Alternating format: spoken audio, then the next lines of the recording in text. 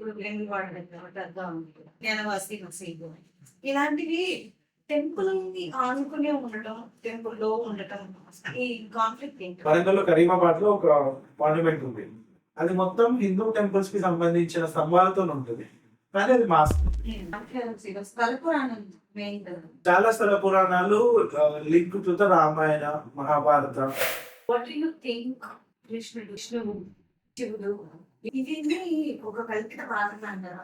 Archaeology పరంగా చెప్పాలంటే that need to B prove. అయితే అసలు మహాభారత యుద్ధం అనేది జరుగుతుంది అంటారా? అలానే రామసేతు సమ్ క్వశ్చన్స్ లైక్ వాటికి ఆన్సర్ ఉంటుంది క్వశ్చన్ అంటారు కదా, $1,000 question. Harihara Veeramallu belongs to like Karnataka సంబంధించిన స్టోరీ, విజయనగర డైనాస్టీకి సంబంధించి. అప్పటిదాకా జైన మతాన్ని అవలంబించినటువంటి పాలకులు ఇమ్మీడియట్లీ వేరొకరి ప్రోద్బలంతో శైవంకో వైష్ణవంకో మారి అప్పటిదాకా ఉన్న జైన ఆలయాలని ఇమ్మీడియట్లీ మార్చేస్తారు. అలానే కాబా ఉండేది, మకాలు కాబాలో లోపల బ్లాక్ స్టోన్ లోపల శివలింగం ఉండదు. శివలింగం అనే దానికి ఒక స్పష్టమైనటువంటి ఆకారం, రూపు లేదు.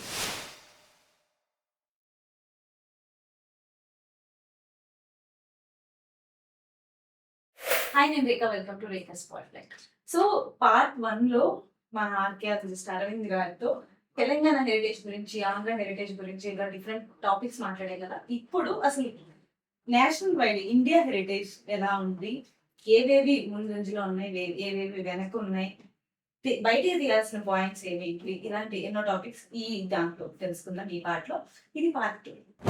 అరవింద్ గారు, సో ఇప్పుడు మీరు ఎక్కడి నుంచి స్టార్ట్ చేద్దామంటే, మీరు ఎన్జిఓ స్టార్ట్ చేశారు కదా, టార్చ్ అని, ప్రాజెక్ట్ పునర్జీవ.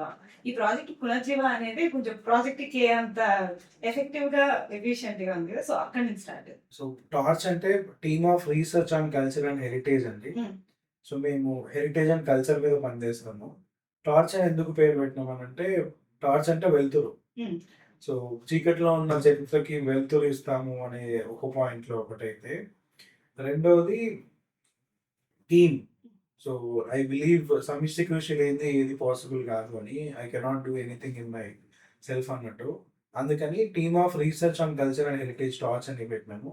సో దీని ద్వారా మేము రకరకాల ఇనిషియేటివ్స్ తీసుకున్నాము.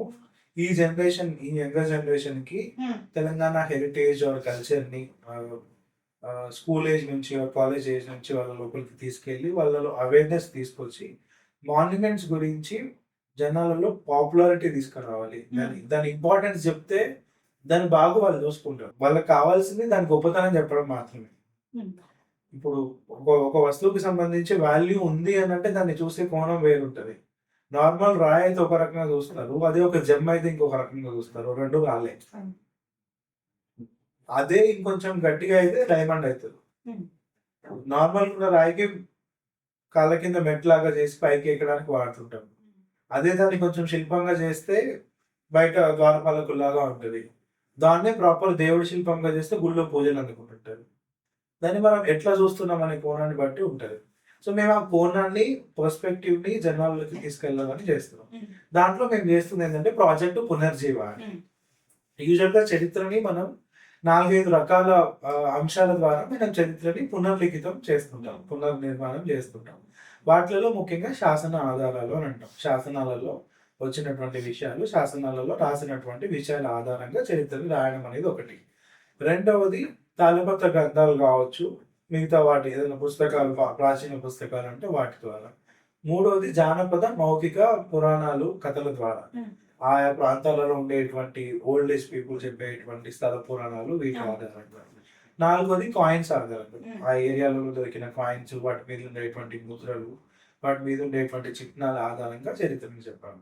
ఐదోది ఏంటంటే, చరిత్రను రాయడానికి ఉపయోగపడే మెయిన్ సోర్స్ ఏంటంటే శిల్పాలు లేదంటే విగ్రహాలు. వీటి ద్వారా చరిత్రని మళ్ళీ రాయడం పాసిబుల్ అవుతుంది. ఎట్లా చెప్పొచ్చు అని అంటే, ఇంతకుముందు ఈ ప్రయత్నం చాలా తక్కువగా జరిగింది. అంటే చాలా తక్కువ మంది పనిచేశారు ఈ ఫీల్డ్లో. అయితే ఏదైనా ఒక శిల్పము కథను చెప్తుంటది.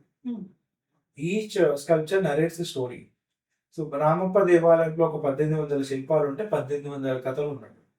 ఉదాహరణకి రామప్ప దేవాలయంలో ఉన్నటువంటి ఒక 15-16 శిల్పాల ఆధారంగా నటరాజ రామకృష్ణ గారు పేరిణి అనేటువంటి ఒక నృత్యాన్ని మళ్ళీ 1980s లో రీక్రియేట్ చేశారు. కాకతీయుల కాలంలో ఉండేటువంటి ఒక వీర నాట్యాన్ని, సైనికులకి ప్రేరణ ఇచ్చేటువంటి ఒక నాట్యాన్ని, యుద్ధరంగంలో వెళ్ళేటువంటి సైనికులకి ఒక ఉత్సాహాన్ని, ఉద్రేకాన్ని కలిగించేటువంటి ఒక వీరరసం కలిగినటువంటి ఒక నృత్యాన్ని, జాయప సేనాని నృత్యరత్నావళి గ్రంథంలో నిక్షిప్తం చేసినటువంటి ఒక నృత్యాన్ని 800 సంవత్సరాలు మనం మర్చిపోయాం. ఆ తర్వాత ఆ శిల్పాల ఆధారంగా ఇది ఒక డాన్స్ ఫామ్ ఉండేది, దాంట్లో జతులు ఇవి ఉంటాయి, దానికి ఈ స్టెప్స్ ఉంటాయి, ఈ ఈ భంగిమలో ఉన్నప్పుడు ఈ స్టెప్ ఉండాలి, లేదంటే ఈ వాయిద్యం వాయిస్తున్నప్పుడు ఈ స్టెప్ ఉండాలి అనేది మీకు రామప్ప దేవాలయ శిల్పాలలో నిక్షిప్తం చేశారు. అండ్ నేను రామప్పకి వెళ్ళినప్పుడు రీసెంట్గా కూడా అందులో ఇది ద్వారబంధం ఉంటది స్టార్టింగ్ అది మృదంగం లాంటి సౌండ్ వస్తుంది. అది ఎలా చేస్తారంటారు? లోపల హోల్నెస్ క్రియేట్ చేస్తే మీకు సౌండ్ వచ్చేస్తుంది. ఇప్పుడు లోపల నుంచి అత్యంత సూక్ష్మ పనిముట్లని కాకతీయ శిల్పులు వాడారు. నేను ఇది కంటిన్యూ చేసి మీకు దీని గురించి చెప్తాను. ఈ ప్రాజెక్ట్ పునర్జీవ ఆ శిల్పాల ఆధారంగా చరిత్రను రాయడం కోసం రూపొందించినటువంటి ఒక సబ్జెక్ట్ అన్నమాట, ఒక ప్రాజెక్ట్ పునర్జీవ అంటే మేము చరిత్రని పునర్జీవింపజేస్తున్నాము అనే పేరుని అదొక ప్రాజెక్ట్ లాగా తీసుకున్నాం. మేము ఏం చేస్తున్నాం అని అంటే, కాకతీయ సామ్రాజ్యం ఎక్కడి నుంచి ఎక్కడి వరకు విస్తరించి ఉందో, అంటే ప్రస్తుతం ఛత్తీస్గఢ్లో ఉన్నటువంటి బస్తరు, ఒరిస్సాలో ఉన్నటువంటి గంజాము, మహారాష్ట్రలో ఉన్నటువంటి దేవగిరి, తమిళనాడులో ఉన్నటువంటి కంచి, సారీ మొత్తం తెలంగాణ, మొత్తం ఆంధ్రప్రదేశ్, ఈ మొత్తం వైశాల్యంలో ఉన్నటువంటి కాకతీయ సామ్రాజ్యంలో గత 10 సంవత్సరాలుగా మేము తిరిగినటువంటి మాన్యుమెంట్స్ ఏవైతే ఉన్నాయో వాటిలలో ది గ్రేటెస్ట్ బ్యూటిఫుల్ డీటెయిలింగ్ ఉన్నటువంటి స్కల్ప్చర్స్ ని ఒక 100 శిల్పాలని సెలెక్ట్ చేసుకున్నాం. దాంట్లో కొన్ని నృత్య భంగిమలు ఉన్నాయి, కొన్ని మతాలకు సంబంధించిన భంగిమలు ఉన్నాయి, శైవ మతానికి సంబంధించి, జైన మతానికి సంబంధించిన భంగిమలు ఉన్నాయి, కొన్ని విదేశీ వర్తక వాణిజ్యాలకు సంబంధించిన ఉన్నాయి. ఇట్లా రకరకాల కేటగిరీలకు సంబంధించిన శిల్పాలు ఉన్నాయి. వీటి ఆధారంగా మేము చరిత్ర ఎట్లా రాస్తున్నాం అని అంటే, ఫర్ ఎగ్జాంపుల్ రామప్ప దేవాలయ ప్యానెల్ మీద మీరు ఇందాక చెప్పినట్టు కొన్ని శిల్పాలు ఉన్నాయి. ఆ శిల్పాలు ఒక మల్ల యుద్ధానికి సంబంధించినటువంటి శిల్పాలు. 4 భంగిమలు ఉన్నాయి. ఆ 4 భంగిమలు వేరు రకాలుగా ఉన్నాయి. ఆ 4 భంగిమలకి ఎవరైనా రెజ్లింగ్ ఎక్స్పర్ట్ ని ఆ ఫోటోలు పంపిస్తే అవి ఏం భంగిమలో పేర్లు చెప్తారు. దాన్ని హనుమంతు, జరాసంధి ఇట్లా రకరకాల పేర్లతో పిలుస్తుంటారు. ఆ 4 భంగిమల పేర్లు కనుక్కుంటే చాలా ఇంట్రెస్టింగ్ విషయం ఏంటంటే, అందులో ఆ భంగిమలతో పాటు రెజ్లింగ్ చేసే ఇద్దరితో పాటు పక్కన రెఫరీ ఉన్నాడు, జడ్జి ఉన్నాడు. దాని ప్రకారం మనం అర్థం చేసుకోవాల్సింది ఏంటంటే, కాకతీయ కాలంలో మల్లయుద్ధం అనేది కేవలం సైన్యంలో ఉండే ఒక భాగం మాత్రమే కాకుండా ఒక స్పోర్ట్ గా కూడా ఉండేది, ఒక గేమ్ లాగా కూడా ఉండేది, దానికి న్యాయ నిర్ణేత ఉండేవాడు అని చెప్పి చెప్తాం. సో దీని మూలంగా ఒక కొత్త విషయం మనకు ఆ శిల్పం ద్వారా తెలిసింది. దాని తర్వాత వేరే కల్టులకు సంబంధించి శిల్పాలు ఉంటాయి. కాలాముకులు అని కొంతమంది ఉంటారు, పాశుపతులు అని ఉంటారు, కొంతమంది అసితాంగులు అని ఉంటారు, భైరవంలో వజ్ర భైరవుడు అని ఉంటాడు. సో ఈ కల్టులన్నీ ఇక్కడ ఉన్నాయి అని చెప్పడానికి ఎవిడెన్సెస్ ఆ శిల్పాలు. భైరవులలో 58 రకాలు ఉంటారు. సో ఈ 58 రకాలలో కాలభైరవుడ, క్రోధ భైరవుడ, జటా భైరవుడ, ఉన్మత్ భైరవుడ, అస్తాంగ భైరవుడ, నూరు భైరవుడ, ఆయన ఐకోనోగ్రఫీని బట్టి మనం డిసైడ్ చేసి చెప్తాం. సో ఇక్కడ 8 రకాల భైరవులు ఉన్నారు అనుకోండి, ఇది అష్ట రుధిరార్చన అంటాం ఆ చేసే పూజని. ఆ పూజ ఇక్కడ జరిగేది అని అర్థం. 8 మంది భైరవులు చేసేటువంటి పూజ అక్కడ జరిగేది అని అర్థం. కొన్ని ప్లేస్లలో చంపుడు గుళ్ళు అని ఉంటాయి. ఆ చంపుడు గుళ్ళు అంటే ఇందాక చెప్పినట్టు హీరో స్టోన్స్ అట్లా దేవుడి కోసం, శివుడి కోసం, శివ సాయుధ్యం పొందడం కోసం, శివుడిలో కలిసిపోవడం కోసం కొంతమంది తమ ప్రాణాలని సాక్రిఫైస్ చేసుకునేటువంటి పద్ధతి ఉండేది. అంటే తనను తాను శివుడి దగ్గర నరికేసుకుంటే శివుడిలో తన ఆత్మ కలిసిపోతుంది అని ఒక నమ్మకం. ఇట్లా ఉండేది. అట్లా ఉండేది. మీకు ఒక ఇన్సిడెంట్ గుర్తు చేస్తాను. కోవిడ్ లాక్డౌన్ లో చిత్తూరు జిల్లా మదనపల్లిలో ఒక 2 లేడీస్ దేవుడిలో కలిసిపోవడం కోసం పూజ చేసుకుని సెల్ఫ్ సాక్రిఫైస్ చేసుకున్నారు. ఫస్ట్ ఒక అమ్మాయి చేసుకున్న తర్వాత వాళ్ళ సిస్టర్ లేదు నేను పైకి వెళ్ళి ఆమెను తీసుకొని వస్తాను, నేను మళ్ళీ బతికిస్తాను అని చెప్పి ఆమె కూడా చేసుకుంది. సో ఇది ఒక రకమైనటువంటి సేమ్. సో ఇది చాలా ప్లేసెస్లలో ఉంది. ఇప్పుడు జైనంలో సల్లేఖనం అని అంటారు, 3 రకాలుగా చేస్తారు. నీళ్ళలో దూకి చావడం కానివ్వండి, లేదంటే పెద్ద కొండ మీద నుంచి దూకి చావడం కానివ్వండి, లేదంటే గుహలో 15-20 రోజుల పాటు వితౌట్ ఎనీ ఫుడ్ వాటర్ ఏం లేకుండా శరీరం శుష్కించిపోయే వరకు దేవుడి కోసం ఉపవాసం చేసి చచ్చిపోవడం కానీ అప్పుడు కాన్సన్ట్రేషన్ అన్నా అట్లీస్ట్ ఎలా కుదురుతుంది?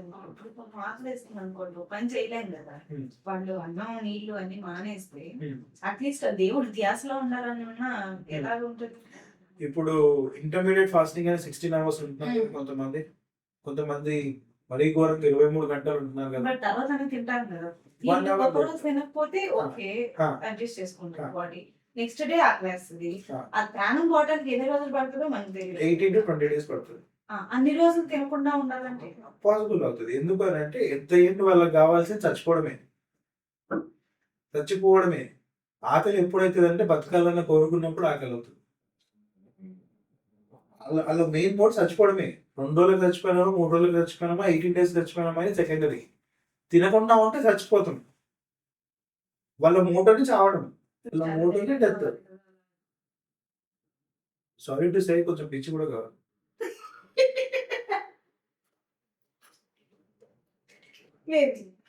సో అంటే ఏ దేవుడు చెప్పలేదు మీరు నా కోసం చచ్చిపోండి, సాక్రిఫైస్ చేసుకోండి అని.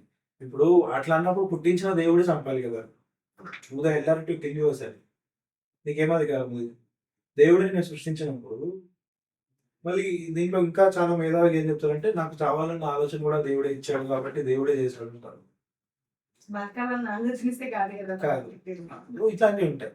సో ఇట్లాంటివన్నీ ఉన్నప్పుడు ఇవన్నీ మేము ఈ హిస్టరీ అంతా రాయడానికి శిల్పాలు ఆధారం అవుతాయి. లైక్ ఇందాక చెప్పిన బైరోడ్ శిల్పాలు కావచ్చు, రకరకాల మతాలకు సంబంధించిన శిల్పాలు కావచ్చు, ఇవి కొన్ని రకాల నాట్య భంగిమలు ఉంటాయి. అవి కోలాటంలో భంగిమలు ఉండొచ్చు, కొన్ని పేరుని భంగిమలు అవి ఉండొచ్చు.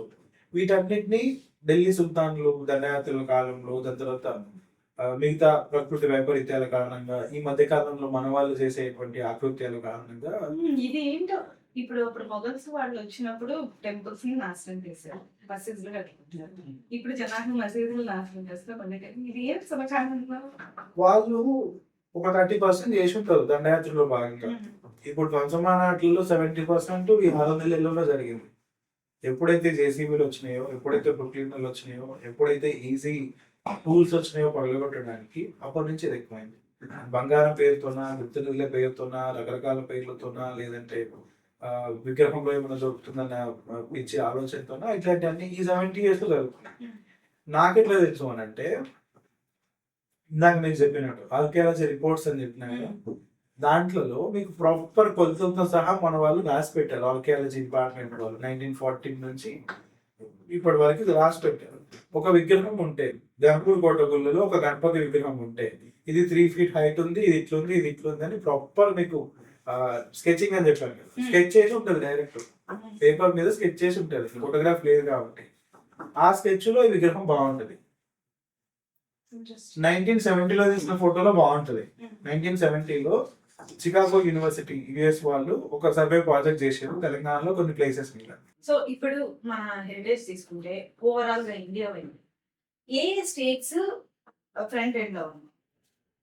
హెరిటేజ్ వైజ్ చూసుకుంటే మీకు లైక్ మెడివల్ టైం నుంచి మొదలుకుంటే ఢిల్లీ సుల్తాన్స్, ఆ తర్వాత రాజ్పుతుల డైనాసిటీ చూసుకుంటే ముఖ్యంగా మధ్యప్రదేశ్ లో రాయల్టీస్ చాలా ఎక్కువ రూల్ చేసిన సంస్థానాలు ఉంటాయి. దాని తర్వాత రాజస్థాన్ ఎక్కువగా ఉంటుంది.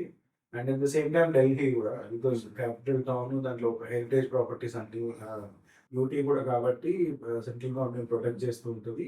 దోస్ ఆర్ అంటారు ఆర్కియాలజికల్ సర్వే ఆఫ్ ఇండియా. దాంతో పాటు కిందికి వస్తే మహారాష్ట్రలో ఛత్రపతి శివాజీకి సంబంధించి ఆయన కట్టించిన ఒక 25 కోట్లని మహారాష్ట్ర గవర్నమెంట్ కి డెవలప్ చేస్తూ వస్తుంది. దాని తర్వాత పంజాబ్ లో కొన్ని ప్లేసెస్ ఉన్నాయి. దాని తర్వాత హిమాచల్ ప్రదేశ్ లో టూరిజం డెవలప్మెంట్ ఎక్కువగా ఉంటుంది, నాట్ ద హెరిటేజ్ మాన్యుమెంట్స్ అవి. బట్ ఎస్పెషల్లీ చెప్పాలంటే Madhya Pradesh is main. Like as early ఇంతకు ముందు నేను చెప్పినట్టు భోజేశ్వర ఆలయం అని ప్రపంచంలోనే అతిపెద్ద శివలింగం అక్కడే ఉంటుంది. అతిపెద్ద దేవాలయం కూడా అక్కడే ఉంటుంది. అది హాఫ్ బిల్ట్, మొత్తం పూర్తి అవ్వలేదు. దానికి 40 kilometers దూరంలోనే మీకు భీంబేట్కా రాక్ ఆర్ట్ సైట్ ఉంటుంది, one of the biggest rock art site in India. అట్లా లేక్ సిటీ అని పిలిచే భోపాల్ వాళ్ళకి మెయిన్ టౌన్ గా ఉంది. భోపాల్లో ఉండేటువంటి మాస్క్ నుంచి మొదలుకుంటే లేక్స్ నుంచి మొదలు పెట్టుకుంటే కొన్ని 10 నంబర్స్ ఆఫ్ డజన్ల కొద్ది హెరిటేజ్ మాన్యుమెంట్స్ ఉన్నాయి. సో మధ్యప్రదేశ్ టూరిజం డెవలప్మెంట్ లో చాలా ముందు ఉంటుంది. దాని తర్వాత Rajasthan is also known as wedding destination of India. So చాలా ఉదయపూర్ లో చాలా ప్యాలెసెస్ లో మీకు డెస్టినేషన్ వెడ్డింగ్స్ అనేవి జరుగుతుంటాయి. చాలా రాయల్ ఫ్యామిలీస్ ఇప్పటికీ అక్కడ సేమ్ హాస్పిటాలిటీ ఇండస్ట్రీలోకి వచ్చి వాళ్ళు కూడా చాలా మంది అక్కడనే బిజినెస్ చేస్తున్నారు. At the same time heritage properties ని ప్రొటెక్ట్ చేసుకుంటూ వస్తున్నారు. దాని తర్వాత లెక్కలో ఆంధ్రప్రదేశ్ వస్తుంది, ఆ తర్వాత ఛత్తీస్గఢ్, ఆ తర్వాత తెలంగాణ. ఓకే, అంటే మనకంటే కర్ణాటక వెనక ఉందంటారా? కర్ణాటకలో ఏమవుతుందంటే లైక్ మేజర్ సైట్స్ మాత్రమే డెవలప్డ్ ఉంటాయి. లైక్ హొయసల స్ట్రక్చర్స్ కొన్ని అవ్వచ్చు, వేలూరు అవ్వచ్చు, లేకపోతే హంపి అవ్వచ్చు, వనగొంది అవ్వచ్చు. ఆల్రెడీ గుర్తింపు నోచుకున్నాయి, ఆల్రెడీ ఫేమస్ ప్లేసెస్ ఎక్కువ ఉన్నాయి. సో నేను ఓవరాల్ గా మాట్లాడుతున్నాను. లైక్ మొత్తం ఓవరాల్ స్టేట్ లో ఉన్న మాన్యుమెంట్ లిస్ట్ చూస్తే అందులో ఎన్ని డెవలప్డ్ అనే పాయింట్ లో నేను చెప్తున్నాను. సో ఆ లెక్కన మీరు తెలంగాణలో మనం ఎందుకు అనుకున్నామని అంటే 4000 ప్లేసులు ఉంటే 8 మాత్రమే properly recognised and protected development జరిగినాయి కాబట్టి ఆ లెక్కన మనం లాస్ట్ ఉంటాం. ఆంధ్రప్రదేశ్ లో 138 ఉంటాయి. ఛత్తీస్గఢ్ లో టూరిజం చాలా ఎక్కువగా ఉంటుంది. ఆమ్చో బస్తర్ అనే పేరుతో, లేకపోతే ఛత్తీస్గఢియా సబ్సే బడియా అనే నినాదాలతో చాలా గ్రౌండ్ వర్క్ చేస్తున్నారు అక్కడ ఉండేటువంటి ఎన్జిఓస్ కానివ్వండి, టూరిజం డెవలప్మెంట్ కానివ్వండి, టూరిజం బోర్డ్ కానివ్వండి. దాని తర్వాత స్టేట్ గవర్నమెంట్ కూడా ఎక్కువ నిధులు టూరిజం డెవలప్మెంట్ కోసం ఇస్తుంది. ఛత్తీస్గఢ్ లో ఒక సామెత ఉంటుంది, దాన్ని తెలుగులో చెప్పాలని అంటే, ఆకాశంలో నుంచి ప్రయాణం చేస్తున్నప్పుడు మీరు బస్తర్ ఏరియాలో పైనుంచి రాయి విసిరేయండి, ఒక 10-15 రాళ్ళు విసిరేయండి. మీరు విసిరేసిన రాయి కింద ఎక్కడైతే పడుతుందో దానికి 10 కిలోమీటర్ల దూరంలో ఖచ్చితంగా ఒక జలపాతం ఉంటుంది అని సామెత. అది నిజం కూడా. మీకు that is one of the beautiful place. నేను ఒక 120 సార్లు వెళ్ళాను. సో చాలా బాగుంటుంది. అన్ని వాటర్ ఫాల్స్ ఉంటాయి. చిత్రకూట్ కావచ్చు, కాంగర్వాలి కావచ్చు, తీరగఢ్ కావచ్చు, తొండాగుమ్మ కావచ్చు, ఇట్లా you name a waterfall, చాలా one of the beautiful place. ఆ తర్వాత తెలంగాణ కూడా ఏం తక్కువ లేదు యాక్చువల్లీ. తెలంగాణని ఇంకొక రకంగా ఏమనుకోవచ్చానంటే, తెలంగాణ శతజలపాతాల కోన తెలంగాణ. సో మేము ఆచరించి ఒక 120 వాటర్ ఫాల్స్ లిస్ట్ చేసాం తెలంగాణలో. అందులో ఒక 40 వరకు విజిట్ కూడా చేసాం. సో మీరు అంటే డిఫరెంట్ డిపార్ట్మెంట్స్ ఇన్వాల్వ్ అయ్యి ఉంటాయి కదా మీరు చేసేటప్పుడు. అంటే టెంపుల్స్ చేస్తారు కాబట్టి ఒకటి దేవాదాయ శాఖ, దెన్ టూరిజం రిలేటెడ్, దెన్ ఎక్కడైనా మీరు ఇప్పుడు డైనోసార్స్ అన్నారు ఇట్లాగా. సో అలాంటప్పుడు జువాలజీ వాళ్ళు, ఇలా ఎన్ని డిపార్ట్మెంట్స్ టుగెదర్ పనిచేస్తారు? హెరిటేజ్ మాన్యుమెంట్ టూరిజం ప్లేస్ కి సంబంధించి దానికి సంబంధించి డెవలప్మెంట్ అనేది అది చాలా డిపార్ట్మెంట్స్ తో అమాల్గమేట్ అయి ఉంటుంది. ఫర్ ఎగ్జాంపుల్ ప్లేస్ కి సంబంధించి రెవెన్యూ పర్టికులర్స్ అంటే రెవెన్యూ డిపార్ట్మెంట్ వాళ్ళు చూస్తారు. దాని తర్వాత అక్కడ ఏదైనా మనం ల్యాండ్స్కేపింగ్ చేద్దామని అనుకుంటున్నాము, గార్డెన్ డెవలప్ చేద్దామని అనుకుంటున్నాము అంటే హార్టికల్చర్ డిపార్ట్మెంట్ వస్తుంది.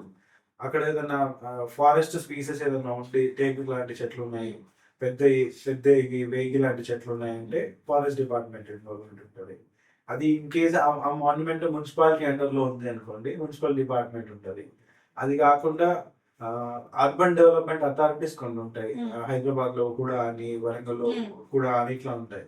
అక్కడ ఉంటే ఆ డిపార్ట్మెంట్స్ ఇన్వాల్వ్ అవుతాయి. దాని తర్వాత టూరిస్టులకి అమ్యూనిటీస్ ఇవ్వడంలో tourism department, tourism development corporation రెండు ఉంటాయి. దాని తర్వాత ఆర్కియాలజికల్ రిమైన్స్ ఏమైనా ఉంటే ఆర్కియాలజీ డిపార్ట్మెంట్ ఉంటుంది. దీంట్లో మళ్ళీ 2 ఉంటాయి. ఆర్కియాలజికల్ సర్వే ఆఫ్ ఇండియా ఉంటుంది, union government the, state government the department of heritage Telangana ఉంటుంది. సో ఇన్ని డిపార్ట్మెంట్లు ఉంటాయి. ఇన్ కేస్ అది ఒకవేళ లేక్ పక్కనో లేదంటే వాటర్ బాడీకి పక్కన ఉన్న మాన్యుమెంట్ అనుకోండి, ఇరిగేషన్ డిపార్ట్మెంట్ హెల్ప్ కూడా మనం తీసుకోవాల్సి వస్తుంది. సో ఇన్ని డిపార్ట్మెంట్స్ టుగెదర్ ఉన్నప్పుడు అంటే ఇప్పుడు మీరు ఒక పని చేయాలి అంటే టక్కున అయిపోయే కైండ్ ఆఫ్ సిచ్యువేషన్ కాదు కదా. ఎగ్జాక్ట్లీ. ఇప్పుడు మీకు ఒక ఎగ్జాంపుల్ చెప్తాను. వరంగల్లో ఇందాక నేను చెప్పిన మెట్లబావి ఎగ్జాంపుల్ కదా, మెట్లబావిలో మొత్తం ఎవరు పట్టించుకోక 10-15 సంవత్సరాల నుంచి మొత్తం గార్బేజ్ అంతా పేరుకొని పోయింది. వర్షాకాలంలో మొత్తం ఫిల్ అయిపోయింది వాటర్ తోని.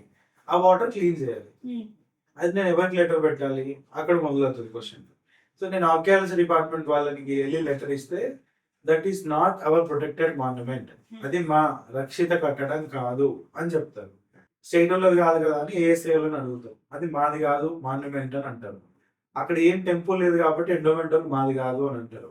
అక్కడ ఆ మెట్ల బావి కొంచెం స్పేస్ ఏ ఉంటుంది, దానికి ఏం టెంపుల్ కు ఉన్నట్టు ఎకరాలు భూమి ఉండవు కాబట్టి రెవెన్యూ వాళ్ళు మాది కాదు అని అంటారు.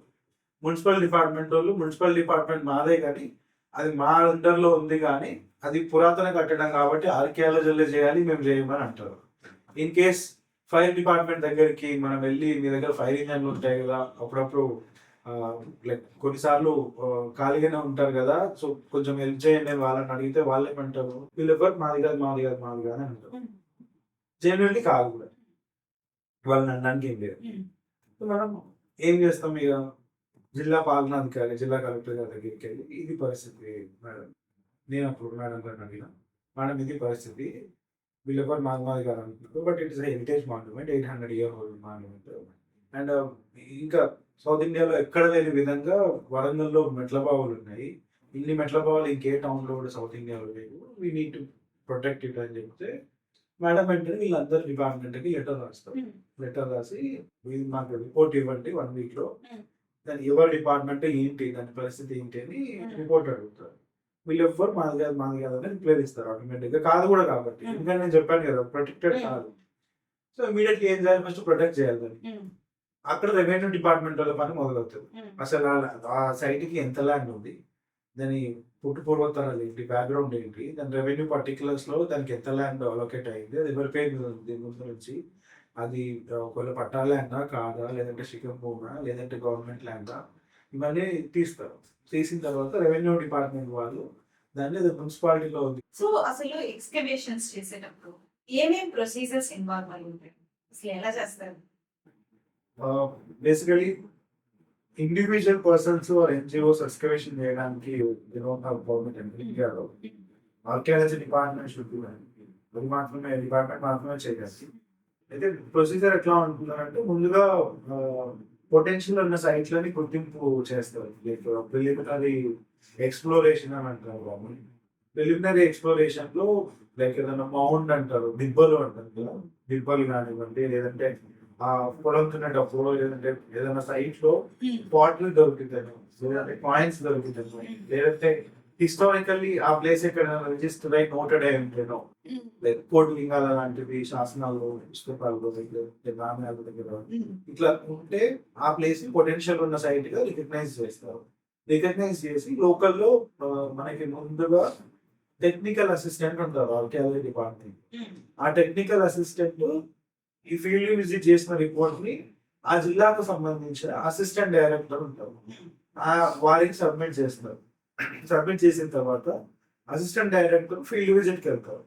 వెళ్ళి నిజంగా పొటెన్షియల్ ఉందా లేదా, ఉంటే ఏ రకమైన ఎక్స్కవేషన్ చేయొచ్చు.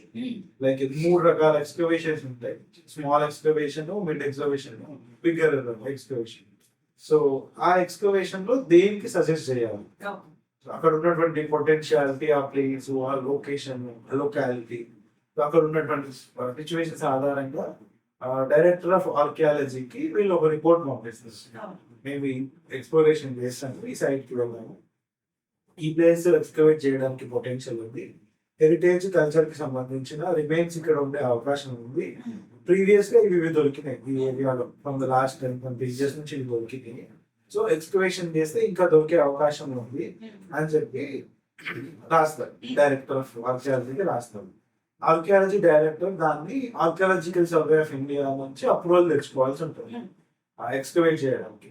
ఎక్స్కవేట్ చేయడానికి ఫండ్ కొన్నిసార్లు ఏఎస్ఐ ఇస్తుంది, కొన్నిసార్లు ఒకవేళ డిపార్ట్మెంట్ దగ్గర ఫండ్స్ ఉంటే స్టేట్ ఆర్కియాలజీ డిపార్ట్మెంట్ ప్రొవైడ్ చేస్తుంది. ఒక్కొక్కసారి పెద్ద ఎక్స్కవేషన్ అయితే 20 lakhs వరకు ఫండింగ్ వస్తుంది, బట్ అది 90 రోజులు జరుగుతుంది ఎక్స్కవేషన్.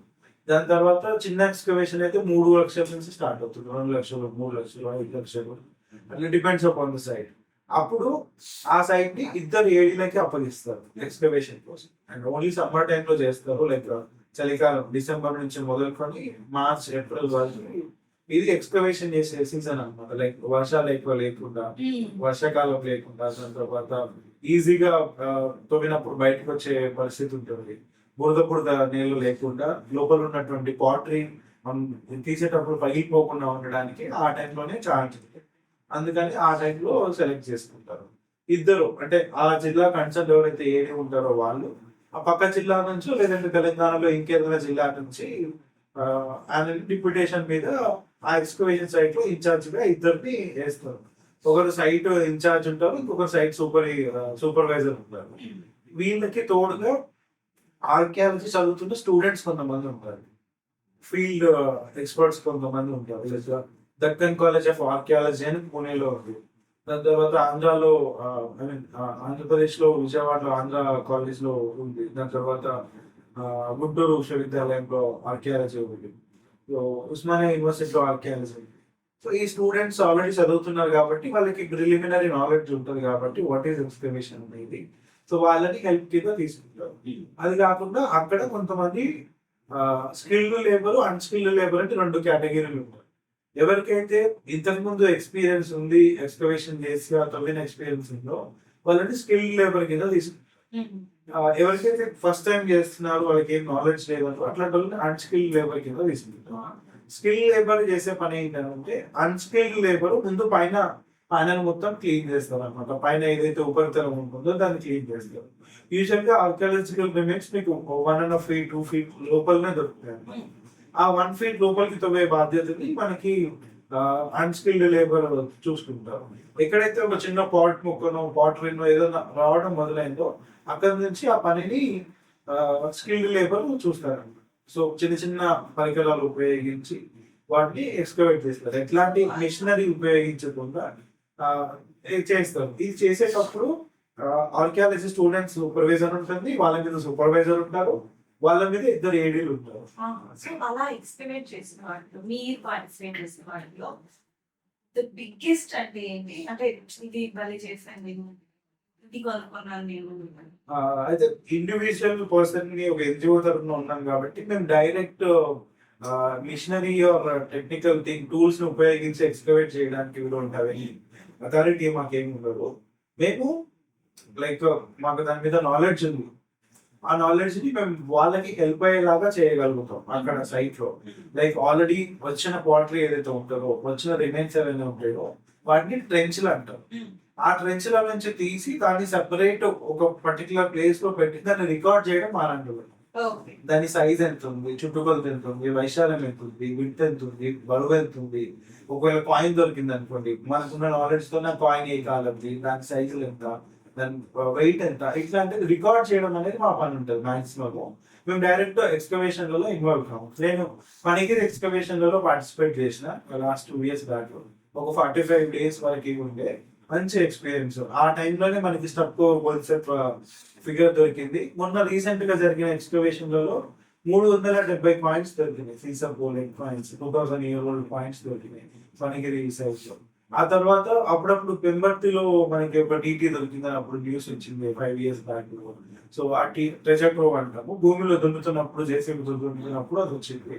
దాని ఎక్స్ప్లోరేషన్ కోసం వెళ్తున్నాము. దాని తర్వాత గన్పూర్ కోటగుళ్ళలో సేమ్ పొలం పనులు చేస్తుంటే ఒక టీటీ దొరికింది, అక్కడ చేసినాము. దాని తర్వాత ఖమ్మం జిల్లాలో ఒక విగ్రహాలు దొరికినాయి. నేలపండుపల్లిలో పొలం దున్నుతుంటే ఒక 5 విగ్రహాలు దొరికినాయి అక్కడ. దాని తర్వాత depends upon the archaeological and importance of that particular object or the thing. ఇప్పుడు కోట్ల నరసింహులపల్లి అని జగిత్యాల దగ్గర ఒక ఊరు ఉంది, కరీంనగర్ జిల్లా వస్తుంది, గంగాధరం అంటారు. అక్కడ మనకి 2 జైన తీర్థంకర విగ్రహాలు దొరికినాయి. ఆ విగ్రహాలు యూజువల్లీ హిస్టారికల్లీ చాలా మంచి ఫేషింగ్ ఉన్నాయి, మ్యూజియం లో పెట్టడానికి ఎలిజిబుల్ అయిన విగ్రహాలు.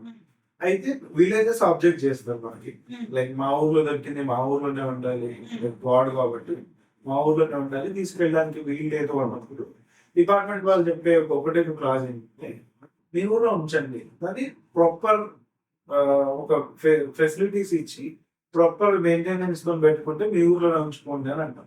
ఆ ప్రాపర్ మెయింటెనెన్స్ ఏంటంటే ఒక పెడెస్టల్ ఉండాలి, అబాండెంట్ గా రోడ్ సైడ్ పడేసి కాకుండా ఒక పెడెస్టల్ ఉండాలి, దానికి ఒక సైన్ బోర్డ్ ఉండాలి, ఎండా వాన నుంచి రక్షణ ఉండాలి. ఇట్లాంటివి కల్పిస్తే ఏ ఊర్లోకి ఆ ఊర్లోనే పెట్టుకోవచ్చు. ఒకవేళ ఏదైనా శిల్పానికి లేదంటే విగ్రహానికి నేషనల్ ఇంపార్టెన్స్ ఉంది, very rare artifact or antiquity అన్నప్పుడు దాన్ని డిపార్ట్మెంట్ విత్ ఫోర్స్ అయినా, ఫోర్స్ అంటే విలేజెస్ ని ఒప్పించి దాని విషయం చెప్పి గ్రామ సభలో తీర్మానం చేయించి విలేజెస్ అందరినీ ఒప్పించి అక్కడి నుంచి దాని ఇంపార్టెన్స్ ఆధారంగా అది హైదరాబాద్ మ్యూజియం కా, లేదంటే నేషనల్ మ్యూజియం ఢిల్లీకా, లేదంటే ఇందాక చెప్పిన ఫణిగిరి విగ్రహాలు న్యూయార్క్ వెళ్ళినట్టు ఇంటర్నేషనల్ స్టాండర్డ్స్ లో ఉన్న మ్యూజియాలుగా షిఫ్ట్ చేయడం జరుగుతుంది. ఓకే. సో సో ఓకే, ఇవన్నిటిని పక్కన పెట్టి ఇప్పుడు గేమ్లు వాడడం పెద్ద అలానే జ్ఞానవాసి మిస్టేక్ ఇలాంటివి టెంపుల్ ని ఆనుకునే ఉండడం, టెంపుల్ లో ఉండడం, ఈ కాన్ఫ్లిక్ట్ ఏంటి అసలు? అది శ్రీకృష్ణ జన్మభూమి అంటారు. అక్కడ కూడా ఉంది. వరంగల్లో పద్మాక్షి, కాజీపేట తలుపు ఇట్లా చాలా ఉంటాయి. సో ఏంటి అని అంటే కొంచెం హిస్టరీలో బ్యాక్గ్రౌండ్ వెళ్తే కాకతీయ డైనాసిటీ క్లోజింగ్ టైంలో 1303 నుంచి 1323 వరకు వరంగల్ మీద ఢిల్లీ సుల్తానేట్స్ 7 సార్లు వరుసగా అటాక్ చేశారు. అటాక్ చేసిన క్రమంలో first time second time attacks లలో ఎవరైతే ఢిల్లీ సుల్తాన్ల సైన్యం గాయపడిన వాళ్ళు ఉంటారు వాళ్ళందరూ వరంగల్లోనే స్థిరపడ్డారు. ఇక్కడ నుంచి మళ్ళీ ఢిల్లీ వరకు కాళ్ళు చేతులు విరిగిన వాళ్ళు మళ్ళీ అక్కడ దాకా ట్రావెల్ చేసి ఉంటారు కదా, వరంగల్లోనే స్థిరపడ్డారు. కాకతీయులు వాళ్ళకి వీలుగా ఉండడానికి మసీద్ కట్టించారు. వరంగల్ ఫోర్ట్ లో కొండ మసీద్ అనే పేరుతో ఉంది. అది మహమ్మద్ బిన్ తుగ్లక్ టైంలో నిర్మాణమైనటువంటి అది 1317-18 ఆ టైంలో కన్స్ట్రక్ట్ అయింది. అది exactly 100 meters or 150 meters main Swayambhu temple. Reason ఏంటంటే అప్పుడు ఉండేటువంటి జనాభా వెరీ లిటిల్ అండి, వెరీ లిటిల్. ఒక ఊరు అని అంటే ఇప్పట్లాగా హైదరాబాద్ మహానగరం కోటిన్నర జనాభా అని కాకుండా 10,000 జనాభా ఉంటే it's known as major city. Megasthenes Megasthenes తెలంగాణలో ఉన్న 36 కోట్ల గురించి చెప్తే ఆ 36 ఇప్పుడు ఉన్నటువంటి తాలూకాలు అంత పెద్దది. అవి అప్పుడు సామ్రాజ్యాలు, పరగణాలు అంటారు, కంపనాలు అంటారు, ఇట్లా రకరకాల పేర్లతో పిలుస్తుంటారు. అట్లాంటి పరిస్థితులలో వరంగల్లో ఒక మసీదు కాకతీయుల కాలంలోనే హిందూ టెంపుల్ కి పక్కనే ఉంది. వరంగల్లో 1000 స్తంభాల గుడి ఉంటుంది. 1000 స్తంభాల గుడి శివుడు, విష్ణువు, సూర్యుడు ముగ్గురికి ఒకే దగ్గర ఆలయం ఉంటుంది. యూజువల్ గా శైవానికి వైష్ణవానికి పడదంటారు, వైష్ణవానికి సూర్య భగవానుడికి పడదంటారు.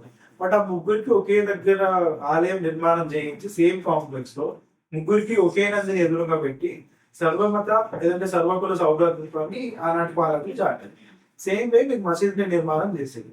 అది ఆ తర్వాత ఢిల్లీ సుల్తానేట్స్ పరిపాలనా సమయంలో కాకతీయ సామ్రాజ్యం అంతరించిపోయిన తర్వాత ఆ ఒక 100 సంవత్సరాలు ఒక ఎరాగా చెప్తాం. వరంగల్ పేరు సుల్తాన్పూర్ గా మార్చారు. ఆ టైంలో చాలా జరిగినాయి. వరంగల్లో ఉన్నటువంటి శృంగార బావిని మొత్తం తీసేసి పుష్పాల్లాగా కట్టడం, దాని తర్వాత టెంపుల్ రిమైన్స్ ని ఉపయోగించి మాస్కులు కట్టడం. వరంగల్లో కరీమాబాద్ లో ఒక మాన్యుమెంట్ ఉంది, అది మొత్తం హిందూ టెంపుల్స్ కి సంబంధించిన స్తంభాలతో ఉంటుంది, కానీ అది మాస్క్. ఇప్పుడు మీరు అది హిందూ టెంపుల్ స్ట్రక్చర్ ని కనిపిస్తుంటది ఒరిజినల్, కానీ మాస్క్ ఉంటది. మీరు దాన్ని హిందూ టెంపుల్ అని పిలవాలో మాస్క్ అని పిలవాలి. టెక్నికల్ గా మీరు దాన్ని స్టైల్ ఉంది కాబట్టి హిందూ టెంపుల్ అంటారా, అది మాస్క్ కాబట్టి మాస్క్ అంటారా? మేమేం చేస్తామంటే అది ఒరిజినల్ కట్టినప్పుడు మాస్క్ కోసమే కట్టారు. దో యూజ్డ్ బై రిమైన్స్ వాడినప్పటికీ కూడా అది మాస్క్ గా నిర్మించారు కాబట్టి అది మాస్క్. దాంట్లో హిందూ దేవుడు లేదంటే హిందూ దేవత పూజింపబడలేదు ఎప్పటి నుంచి, ఫ్రమ్ ద లాస్ట్ 800 years నుంచి. So it is mask.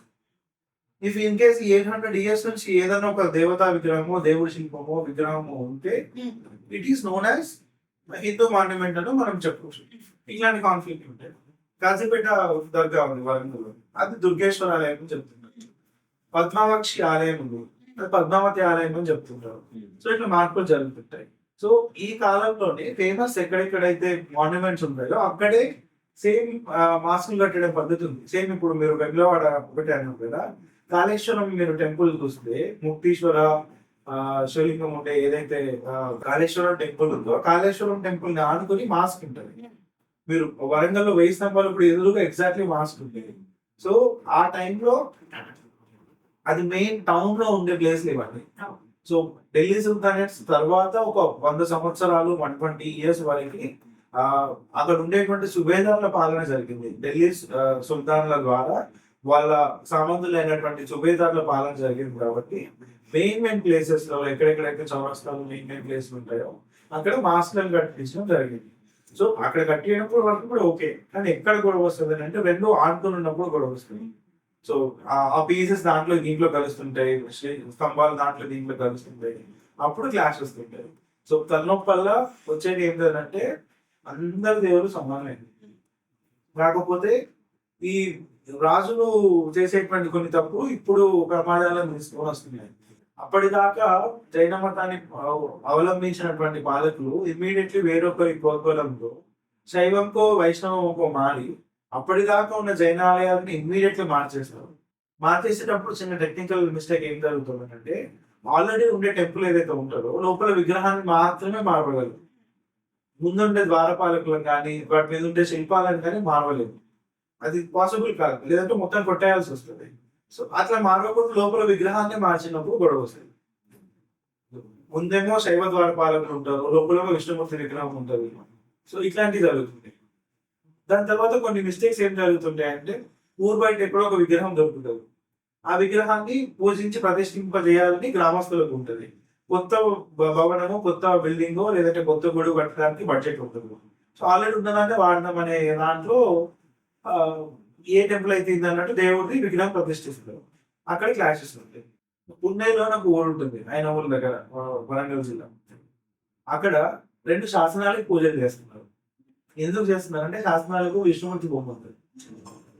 అది శాసనం, అది గుడి బయట ఉండేది. గుడి లోపల విగ్రహాన్ని ఎవరు 120-150 ఇయర్స్ దాకా ఎత్తుకెళ్ళారు. లోపల విగ్రహం లేదు. లోపల విగ్రహం కావాలి కాబట్టి బయట విష్ణుమూర్తి ఉన్నాడు, ఆయనే దేవుడు. ప్రాబబ్లీ శాసనం మీద విష్ణుమూర్తి ఉన్నాడు కాబట్టి ఇది విష్ణుమూర్తి దేవాలయం అనుకొని ప్రతిష్ఠిస్తారు. ముందు శైవ ద్వారపాలకులు, అక్కడ మీకు ఇష్యూ స్టార్ట్ అవుతాయి. ఇట్లాంటి క్వైట్ కామన్. అయితే ఆర్కియాలజీలో స్థల పురాణం మెయిన్ కదా? మెయిన్ కాదు, it is part of research. స్థల పురాణం ఏం చెప్తుంది మీకు రిలేటెడ్? స్థల పురాణము యూజువల్ గా కొంచెం ఎగ్జాగరేషన్స్ తో ఉంటాయి, కొంచెం కాదు చాలా ఎగ్జాగరేషన్స్ తో ఉంటాయి. దాంట్లోంచి మనకి ఎంత తీసుకోవాలో మనకి ఎంత అవసరమో అంతే తీసుకోవాలి. చాలా స్థల పురాణాలు link to the Ramayana, Mahabharata, మిగతా పురాణాలకి కనెక్షన్ అయి ఉంటాయి. బట్ మనకి ఆర్కియాలజికల్ ఎవిడెన్స్ లలో అట్లా అక్కడ ఆ ప్లేస్ లో జరిగినట్టు ఉండవు. ఫర్ ఎగ్జాంపుల్ 250 ఏళ్ల కింద ఒక కట్టిన గుడిలో ఇది హనుమంతుడు ప్రదర్శించిన శివలింగం అని చెప్తారు. అదే గుడికి ఒక శాసనం ఉంటుంది.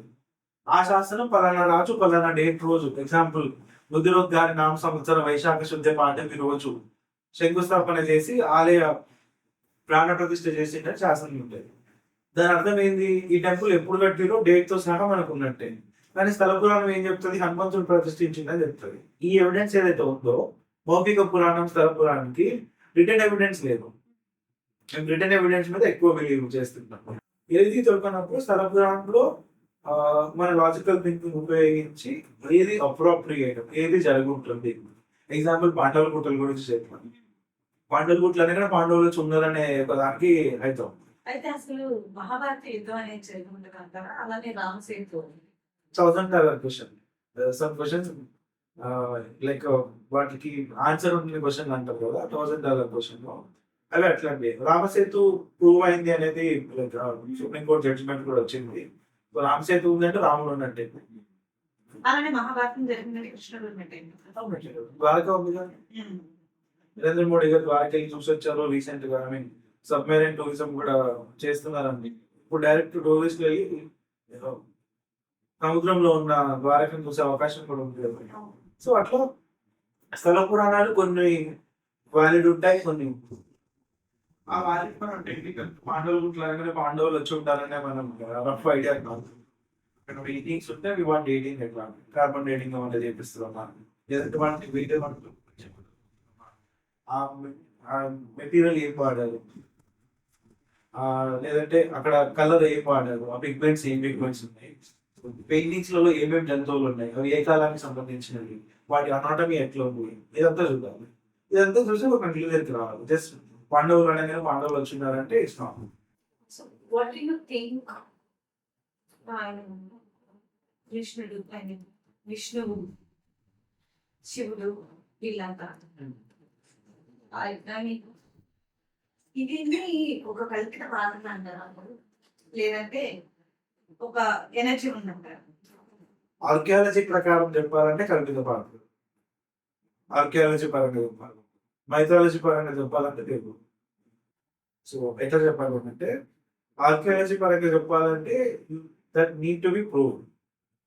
ఏదైనా శివుడైనా విష్ణువైనా ఏదైనా దాంట్లో మళ్ళీ అవతారాలు రకరకాల పేర్లు ఇవన్నీ ప్రూవ్ చేయగలిగాం. కొన్ని సైంటిఫికల్ గా ప్రూవ్ చేయగలం, డోంట్ హ్యావ్ ఎవిడెన్సెస్. కొన్ని చెప్తాం, లంకలో రాముడికి సంబంధించి ఎవిడెన్సెస్ ఉన్నాయి, లేదంటే రావణాసుడి కోట ఉంది, లేదంటే రావణాసుడు పుష్పక విమానం ఎగిరేసిన ప్లేస్ ఉంది, ఇది అశోకవనం అని చెప్పి చెప్తాం. ఇక్కడ మన దగ్గర తెలంగాణలో పర్ణశాలలో సీతమ్మ వారు చీరలు ఆరేసుకున్నారని చెప్పి ప్లేస్ ఉంది. శబరి రేగిపల్లి ఇచ్చిన ప్లేసే భద్రాచలం అని చెప్పి ఒక ఫోటో ఉంది. దాని తర్వాత పాండవులు జలపాతం అని ఒకటి ఉంది, అక్కడ పాండవులు వచ్చి స్నానాలు చేశారని. దాని తర్వాత దొత్తులమ్మ గుండ్లు అని ఉంటాయి. దాని తర్వాత గొంతెమ్మ గుట్ట అని ఒకటి ఉంటుంది. గొంతెమ్మ అంటే ద్రౌపది గొంతెమ్మ కోరికలు కోరుతుందని, అంటే పాసిబుల్ కానీ కోరికలు పాండవులు కోరుతుందనే ఉద్దేశంతో మీకు గొంతెమ్మ చూస్తుంటాను సీరియస్లీ. సో ఆ గొంతెమ్మ గుట్ట అని ఒక ప్లేస్ ఉంది భూపాలపల్లి జిల్లాలో. అక్కడ ఒక ఫోర్టిఫికేషన్ వాల్స్ ఉన్నాయి. సో ఆ fortification walls belongs to Kakatiya era. మన construction style, stone cutting methodology అన్ని చూస్తున్నాయి. పేరేమో గొంతెమ్మ. సో పేరు ప్రకారం చూస్తే మీరు అది పాండవులకు తీసుకెళ్లారా ఆ టైంని అది, బట్ అది మీకు తెలుస్తుంది ఇక్కడ గొంతెమ్మ గుట్ట. దాని తర్వాత గోదావరి నది రివర్ బేసిన్ ఆనుకున్న సెక్యూరిటీ పాయింట్ నందేగామ గుట్ట, రాజపేట గుట్ట, కాపురం గుట్ట, ఇట్లా రకరకాల గుట్టలలో అది కూడా ఒక ఫోర్టిఫికేషన్ బ్యాస్టియన్ అని చెప్పి మనకు తెలుస్తుంది. సో అక్కడ లాజికల్ థింకింగ్ అప్లై చేయాలి. అలాగే కాబా ఉంది, మకాలు కాబాలో లోపల అది బ్లాక్ స్టోన్ లోపల శివలింగం ఉందని ఒక వాదన ఉంది. సో ప్రాక్టికల్ ఏంటంటే శివలింగం అనే దానికి ఒక స్పష్టమైనటువంటి ఆకారం రూపు లేదు. కొన్నిసార్లు శివలింగాలు పొడుగు ఆకారంలో ఉంటాయి, కొన్నిసార్లు వర్తులాకారంలో ఉంటాయి, కొన్నిసార్లు సర్కిల్ లాగా ఉంటాయి. ఇప్పుడు నేను ఇందాక చెప్పిన కాళేశ్వరంలో రెండు వృత్తాల్లాగా ఉన్నటువంటి రెండు లింగాలని మనం శివలింగం అని చెప్పి ట్రీట్ చేస్తున్నాం. అదే ఇంకొక ప్లేస్ లో ఆలయాలలో పొడుగుగా వచ్చి లోపల పానవట్టం ఉండేది ఇంకొక రకం స్టైల్. ఇంకా కొన్ని ఆలయాల్లో వెళ్తే జస్ట్ ఇసుక విసురాయి లాగా ఉండే రౌండ్ మీకు శివలింగం అవుతుంది. సో ఇంకొన్నిసార్లు మీరు గోదావరి నది రివర్ బేసిన్ ఆ ఏరియాలో తిరిగేటప్పుడు నదీ ప్రవాహానికి రౌండ్ గా మారిన రాళ్ళను కూడా శివలింగాలుగా పూజిస్తారు. సో వాళ్ళకి రౌండ్ గా ఉండేది దైవత్వం ఉండేది లింగం అని చెప్పి పిలుస్తుంటారు. అది ఇంకా గిరిజనులు ఆ వాదనకి ఎక్కుంటారు, చెట్టుని మొక్కడము, పుట్టను మొక్కడము, దాని తర్వాత వాళ్ళకి ఏది కనిపిస్తే అది మొక్కడం. అసలు మెగాలిథిక్ టైం ఉన్నప్పుడు సూర్యుడు ఒక్కడే కనిపిస్తాడు విశ్వంలో, అందుకని సూర్యుడిని పూజించడం మొదలు. గేట్వేలు ఉంటాయి సమాధులకి. అట్లా కాబాలో ఉన్నటువంటి లోపల ఉన్నటువంటి ఏదైతే రాయి ఉందో దానికి శివలింగం అని చెప్పడానికి ప్రాపర్ ఎవిడెన్సెస్ ఇప్పటి వరకు లేదు. అది శివలింగం లాగా రౌండ్ గా ఉంటది కాబట్టి దాన్ని శివలింగం అని అన్నారు. బట్ రౌండ్ గా ఉండేది ప్రతిదీ శివలింగం కాదు. బట్ మనకు ఆర్కియాలజికల్ ఎవిడెన్సెస్ లేదంటే సైంటిఫిక్ సర్వే జరగలేదు, ఎక్స్ప్లోరేషన్ జరగలేదు, దాని మీద కమెంట్ చేయడానికి నాకు అథారిటీ లేదు. సో నేను ఇంకొకటి ఇప్పుడు కృష్ణుడు ఎవరైతే ఉంటుందో ఆయన 360 degrees ఇండియాని ప్రొటెక్ట్ చేస్తూ ఉంటారు. సైడ్ ద్వారకా నుంచి కిందకు వస్తే కేరళ సైడ్ టూరిజం సైడ్ కృష్ణుడు మధురై. సో హౌ ఎట్లా మీరు చెప్తారు? సో ఇప్పుడు తెలంగాణ అనే పదం ఉంది కదా, తెలంగాణ అనే పదం త్రిలింగ అనే పదం నుంచి వచ్చిందని ఒక పేరేంటి. ఆ త్రిలింగ ఏంటంటే ఇందాక చెప్పిన కాళేశ్వరం, కింద శ్రీశైలం, అక్కడ కాళహస్తి. ఈ మూడు శివలింగాల మధ్యలో ఉన్న ప్రదేశమే తెలంగాణ, త్రిలింగ. సో ఈ మూడు లింగాలు తెలంగాణని కాపాడుతున్నాయి అనుకోవాలి.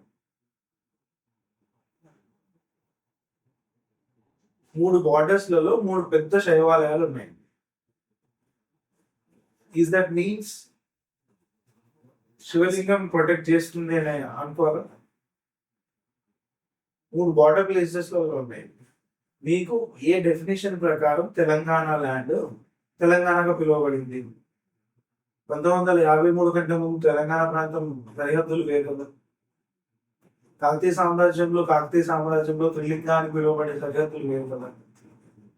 ఆ లెక్కన శ్రీకృష్ణుడి టైంకి ఉన్న భారతదేశ సరిహద్దులు వేరు కదా.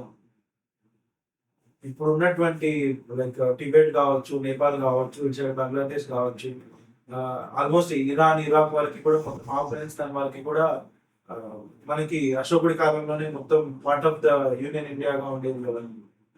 మరి ఆ లెక్కన ఆ కొలతలతో, ఆ పెరిమీటర్తో కొలిస్తే ఇండియా సరిహద్దులు అవి కావాలి. అంతే. అయితే మొట్టమొదటి ఆది మానవుడు మీ రీసెర్చ్ ప్రకారం మీరు చూసిన ఏ కంట్రీలో ఇక్కడ సౌత్ ఆఫ్రికా అని చెప్తుంటారు. బట్ మన కాడ చూస్తే కనుక ఇప్పటి వరకు ప్రూవ్డ్ ఎవిడెన్సెస్ అయితే తమిళనాడులో ఉన్నాయి. తమిళనాడులో ఎక్స్కవేషన్ చేసినప్పుడు 64 లక్షల సంవత్సరాల కింద ఎవిడెన్సెస్ దొరికినాయి హ్యూమన్ బీయింగ్. ఆ తర్వాత తెలంగాణకు వస్తే 2-3 years బ్యాక్ మనకి పాలమాకుల అనే ఊర్లో, నర్మట అనే ఊర్లో, సిద్దిపేట జిల్లాలో ఎక్స్కవేషన్స్ జరిగినాయి డిపార్ట్మెంట్ నుంచి. ఆ ఎక్స్కవేషన్స్ లలో కొన్ని రకాల రిమైన్స్ దొరికితే వాటిని టెస్ట్ చేస్తే వాటి మూలాలు సౌత్ ఆఫ్రికాలో దొరికింది. దట్ మీన్స్ 10,000 సంవత్సరాల క్రితం సౌత్ ఆఫ్రికా నుంచి ఎవరో ఇక్కడికి వలస వచ్చారు. బట్ దేశే ఇండియా ప్రజెంట్ చాలా స్టార్ట్ అయ్యి ఇప్పుడు నేను విన్నది ఏంటంటే ఇప్పుడు అమెరికా ఈ పాతాల్లో నేర్చుకోవడానికి వెళ్ళాడు. అక్కడ ఏదో మార్క్స్ ఉంటాయి. సో పాండవులు వాళ్ళ ఆయుధాలన్నింటినీ ఆస్ట్రేలియాలో పెట్టుకున్నారు కాబట్టి దానికి అభివృద్ధి వచ్చిందని. ఆస్ట్రేలియా, అది ఆస్ట్రేలియా అయిందని. How it is possible? Like మీరు జియోలాజికల్ గా చూస్తే ఖండాల విభజన మీరు ప్రాక్టికల్ గా ప్రతి సంవత్సరానికి 4 సెంటీమీటర్లు పక్కకు జరుగుతుందనే విషయం మనకి ప్రాక్టికల్ గా ప్రూవ్ అవుతుంది. సముద్ర మట్టం 2 మీటర్లు పెరుగుతుందనే విషయం మనందరికీ తెలుస్తుంది. సో ఇట్లా మీరు అనుకున్న కాలానికి లెక్కేస్తే ఆ రెండు కలిసే ఉండాలి కదా, అది వేరు వేరు కాదు కదా. సుగ్రీవుడు వెళ్ళాడే అనుకోండి, సుగ్రీవుడు ఇక్కడ నుంచి అక్కడికి వెళ్ళాడే అనుకోండి, అది సౌత్ ఆఫ్రికా ఎక్కడ, అమెరికా వెళ్ళారు. వెళ్ళిన తర్వాత అదే ఆర్కియాలజికల్ గా చూస్తే 10,000 సంవత్సరాల కింద మనకి మెగాలిథిక్స్ కట్టే టైంలో అప్పుడే వాళ్ళు సివిలైజ్ అవుతున్నారు. అప్పుడప్పుడే వాళ్ళు క్లోత్ చేసుకోవడం స్టార్ట్ చేశారు. అట్లంటే మనకంటే వెనుకొని ఉన్నట్టే కదా. ఆ లెక్కన సుగ్రీవుడు అక్కడికి పోయిన ఎక్కడ రికార్డ్ అయిపోయింది చెప్పడానికి. టెన్జింగ్ నార్గే ఎవరెస్ట్ ని అధిరోహించాడు అనడానికి ఐ హావ్ ఎన్ ఎవిడెన్స్. పలానా డేట్ రోజు 8,896 అడుగులు ఉన్న ఎవరెస్ట్ ఎక్కాడని నా దగ్గర ఒక డేట్ సహాతో ఉంది. రాకేష్ శర్మ చంద్రబాబు మీదకి ఎప్పుడు వెళ్ళాడో ఒక డేట్ ఎవిడెన్స్ ఉంది. సుగ్రీవుడు ఏ డేట్ ఎందుకు వెళ్ళాడు నేనేం విభేదించట్లేదు, బట్ ఆర్కియాలజికల్ గా చెప్పడానికి మాకు ప్రూఫ్ కావాలి. అండ్ ఇంకొకటి ఇది నిన్న నేనే వేరడకొండ అని ఒక పుస్తకం విశాఖపట్నం అందులో మనం ఆఫ్రికా నుంచి మీరు ఇలా చెప్పారు కదా తేడా అవుతుంది, సముద్ర మట్టం పెరుగుతుంది, అక్కడి నుంచి కొట్టుకొని వచ్చాము కొన్ని కోట్ల సంవత్సరాలు ఇండియా. కొట్టుకొని వచ్చాము, ఎట్లా వచ్చాము దానికి చాలా కొట్టుకొచ్చాము అంటే జరుగుతూ వచ్చి ఉండొచ్చు, లేదంటే రెండు కలిసి ఉండొచ్చు. బికాస్ మనం మిలియన్స్ ఆఫ్ ఇయర్స్ కి దీని గురించి మాట్లాడదాం. ఇప్పుడు ఒకసారి విజయవాడలో బుడమేరు పొంగితే విజయవాడ రూపురేఖలు మారిపోయినాయి ఒక చిన్న భాగంతో. ఈ మిలియన్ సంవత్సరాలలో ఎన్ని ప్రకృతి విపత్తులు జరిగి ఉంటాయి, ఎన్ని సునామీలు వచ్చి ఉంటాయి, ఎన్ని రకాల ప్రకృతి విలాపాలు జరిగి ఉంటాయి. ఈ టైంలో ఏదైనా జరగవచ్చు. సో దానికి ఈ టైంలో జరిగింది ఇది అని నేను చెప్పాలి. లైక్ బై రోడ్ వచ్చారు లేదంటే బై ఫుట్ వచ్చారు అని అంటే ఎప్పుడు మొదలయ్యారు, ఎప్పుడు ఎండ్ అయ్యారు. ఈ నుంచి అక్కడికి రావడానికి according to Google maps calculate చేస్తే 200 సంవత్సరాలు పడుతుంది ఎవ్రీడే నడిచినా కూడా.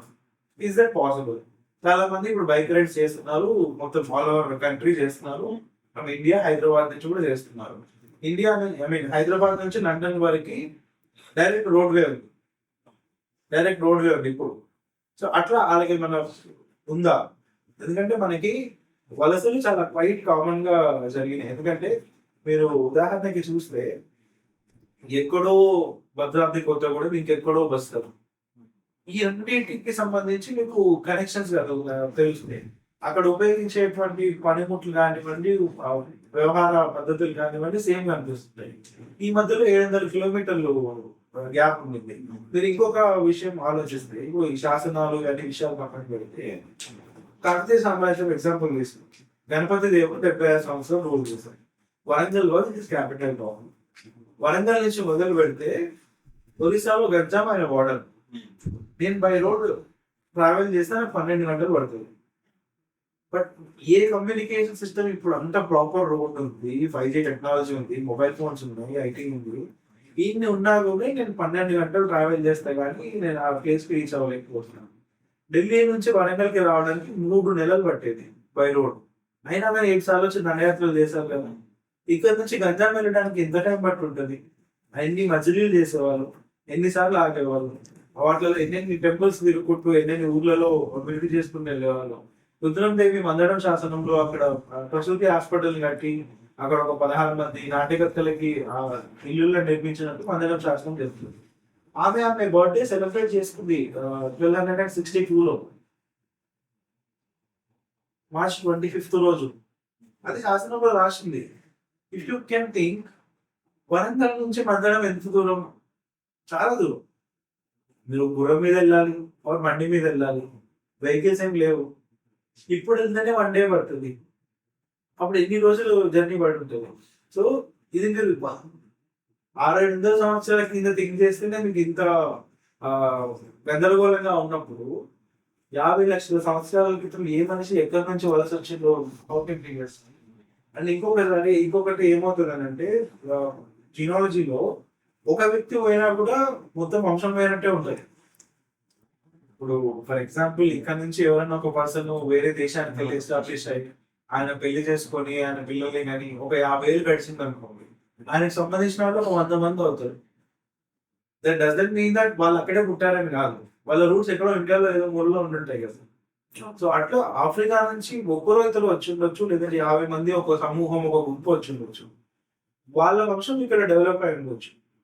అంతేగాని మొత్తం ఒకటిసారి వచ్చేదనేది కూడా కొంచెం ఇక్కడ కూడా ఇక్కడ అంత దూరం నుంచి ఇక్కడికే ఏరుకోరు ఎందుకు రావాలి? కొన్ని సైబీరియన్ పక్షులు ఉంటాయి, మధ్యలో 13 దేశాలు వదిలిపెట్టుకొని ఇక్కడికే ఎందుకు వస్తాయి వలసకి? ఇక్కడ ఉన్నటువంటి నేచరు, ఇక్కడ ఉన్నటువంటి వాతావరణ పరిస్థితులు వాటి గుడ్లు పెట్టడానికి పొదగడానికి అనుకూలంగా ఉంటాయి కాబట్టి వస్తాయి. పులస చేపలు అంటారు కదా గోదావరిలో, నదికి ఎదురెదుతూ పోతుంటాయి. అన్ని జాగ్రత్తలు వదిలిపెట్టి కేవలం ఆ సముద్రం అక్కడ కలిసే దగ్గరనే ఎందుకు అవి ఏటికి ఎదురెదుతాయి? సో లైక్ చాలా క్వశ్చన్స్ ఉంటాయి. పక్షులన్నీ గాల్లో ఏదో కొలత కొలిసినట్టు ఒక 1 ఫీట్ డిస్టెన్స్ తోని ప్రయాణిస్తూ ఉంటాయి. చీమలు ఎవరో జాగ్రత్తలు కొలిచినట్టు ఒకదాని వెనుక ఒకటి లైన్ లో పోతుంటాయి. స్కూల్లో పీటీ సార్ లైన్ లో కూర్చోమని పోయినట్టు చెప్పినట్టు ఉంటుంది. అది ఎవరు నేర్పించారు? దాని సలైవా గీసుకుంటూ వెళ్తుంది. మెయిన్ ఏదైతే ఉంటుందో ఆ మెయిన్ చీమ గీసుకుంటూ వెళ్తుంది. ఆ సలైవాను ఫాలో అయ్యి ఏదో ఒక టెక్నికాలిటీ ఉంటుంది. So we should think about that particular technicality ఏంటి అని. ఎందుకు జరిగిందని ఆలోచిస్తే సమాధానాలు అవే వస్తాయి. అలానే ఇప్పుడు బ్రహ్మ, విష్ణు, శివుడు వీళ్ళని ఒకటి constructive force, protective force, destructive force, electron, proton, neutron తో కూడా కంపేర్ చేస్తాం. కంపారిజన్ ఎక్కడ నేను కూడా రీసెంట్ గా చదివిన ఎవరో ఒక ఆథర్ దాన్ని చేశారు. ఇదే చెప్తున్నా, ఆర్కియాలజీలో లాజికల్ థింకింగ్ చేసేటప్పుడు చాలా ప్లస్ అయినట్టు అనిపిస్తాయి, చాలా మ్యాచ్ అవుతున్నట్టు అనిపిస్తుంది. నేను ఏదో శాసనం గురించి చదువుతున్నప్పుడు అది ఈ ఊర్లో ఉన్న శాసనం, మా ఊర్లో ఉన్న శాసనం. ఎగ్జాంపుల్ వరంగల్ దగ్గర నిడిగొండ అని ఒక ఊరు ఉంది, జనగాం జిల్లాలో. ఆదిలాబాద్ దగ్గర ఇంకొక ఊరు ఉంది, కుందారం అని. ఈ 2 ఊర్లలో ఉన్న శాసనాలు 2 సేమ్. 750 సేమ్, రైటర్ కూడా సేమ్. ఇది ఎట్లా పాసిబుల్ అని ఆలోచిస్తాను. మేబీ సేమ్ ఆథర్ రాసి ఉండొచ్చు, లేదంటే కుందమాంబ అని ఉంది కదా, ఆ కుందమాంబ 2 ఊర్లను కట్టించుకోవచ్చు, 2 శాసనాలు రాసి ఉండవచ్చు. సో ఈ థియరీ చేసేటప్పుడు చిన్న టెక్నికాలిటీ మేబీ కరెక్ట్ అనిపిస్తుంది. కానీ ఈ మేబీ లేకంటే ముందే అంటే ఆర్కియాలజికల్ ఎవిడెన్స్ ప్రకారం దేవుడు లేకంటే ముందే ఇవి ఉన్నాయి. ముందు సూర్యుడిని పూజించాలని మనం చెప్పుకుంటాం కదా. జాపనీస్ ఇంకా సూర్యుడే 30,000 ఏళ్ళ క్రితం ఓన్లీ సూర్యుడే ఆరాధన దైవంగా ఉన్నాడు.